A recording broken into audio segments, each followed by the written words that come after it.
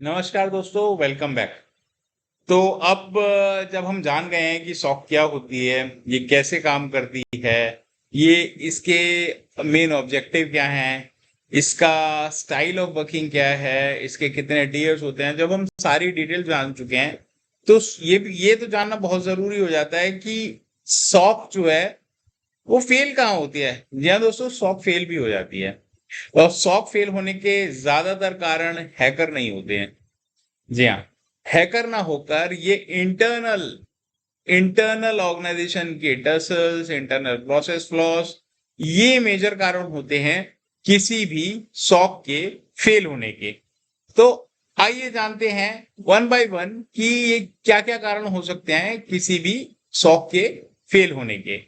तो सबसे पहले जो मेजर कारण मेरे नजर में आता है वो है alert fatigue. what is that? So imagine receiving 10,000 notification in your inbox every day. What will happen? तुम बिल्कुल ही या तो नंब हो जाओगे या इम्पोर्टेंट जो अलर्ट्स हैं उनको मिस कर दोगे।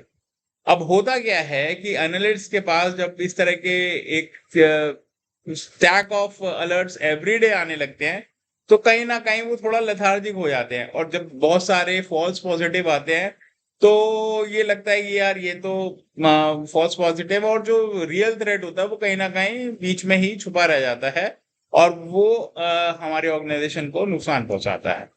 एक रियल एग्जांपल है टारगेट 2013 डेटा ब्रीच का, जिसके अंदर क्या हुआ था कि सॉक में अलर्ट आए थे, बट उस सस्पिशियस एक्टिविटी के होते हुए भी उन अलर्ट्स को जो एनालिस्ट थे उन्होंने इग्नोर कर दिया, और उसका कारण उसके उस पर्टिकुलर इग्नोरेंस के कारण 40 मिलियन क्रेडिट कार्ड कॉम्प्रोमाइज हो गए थे।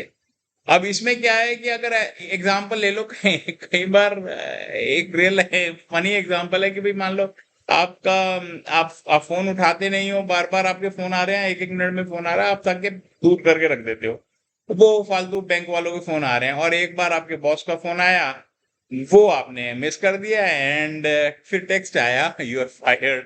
सो ऐसा भी हो जाता है। तो ये ब्लंडर ना हो इसके लिए क्या होता है, इसके लिए जो टूल्स है, ऑटोमेशन एक बहुत बढ़िया इसका ऑल्टरनेटिव है कि आप ऑटोमेशन से क्या होता है कि जो फॉल्स पॉजिटिव बहुत सारे, जब नंबर ऑफ जो फॉल्स पॉजिटिव है वो ऑटोमेटिकली रिड्यूस हो जाते हैं और आपका फोकस रहता है रियल थ्रेट्स जो which can really hamper your organisation. ठीक है।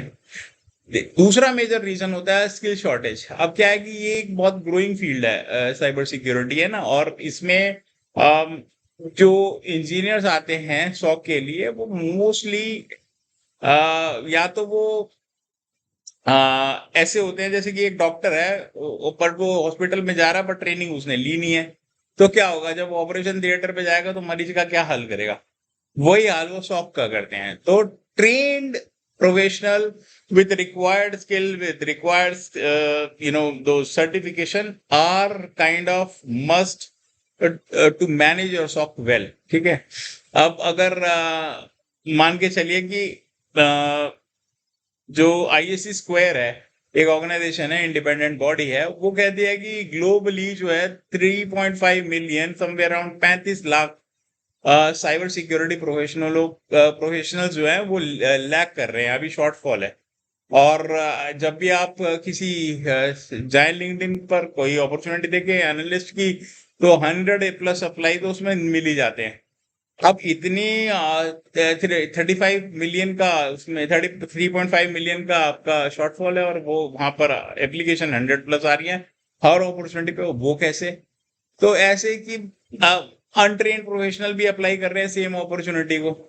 तो वहां पर हमें यहाँ पर एजुकेशन की बहुत जरूरत है, और अगर आप इस तरह की एजुकेशन डिपार्ट कर पाए अपने टीम में और इन हाउस ग्रो करे तो बहुत ही बढ़िया है। मतलब अगर अपने ही इन हाउस आपकी ऑर्गेनिक ग्रोथ हो आपकी टीम की, that's the best option, because इसमें आपको है ना एम्प्लॉयज भी डेडिकेटेड मिलते हैं जो कि लॉयल होते हैं आपकी ऑर्गेनाइजेशन के साथ। ठीक है। अब poor tool integration third reason है। अब इसका क्या मतलब है पुअर टूल इंटीग्रेशन? इसका मतलब है कि आपके जो टूल्स हैं वो साइबर सिक्योरिटी में मैंने पहले ही मेंशन किया था कि बहुत सारे होते हैं, firewall, IDs, IPS, anti virus, deep inspection, threat intelligence platform, lot many devices. अब ये सारे डिवाइसेस जब आपस में इंटीग्रेट करते हैं या आपस में बात करते हैं तो they speak different languages. Okay, हर एक जैसे अब आप फोर्टिनेट है, सिस्को है, पालो अल्टो है, चेक पॉइंट है, इतने सारे तो सिक्योरिटी ओईएम्स ही हैं, ठीक है, हंड्रेड्स ऑफ देम। अब हर एक सिक्योरिटी ओईएम जो है वो अपना प्रोडक्ट जो बनाता है वो उसके लिए स्पेशलाइज्ड, वो चाहता है कि वो प्रोडक्ट वो बेस्ट इन ब्रीड हो। बट दिक्कत क्या है कि जब ये आपस में बात करते हैं तब they are not able to speak well और gel well with each other, और वहां पर बहुत बड़ा मेजर एक तरह से आपका फ्लॉ रहता है, यू नो।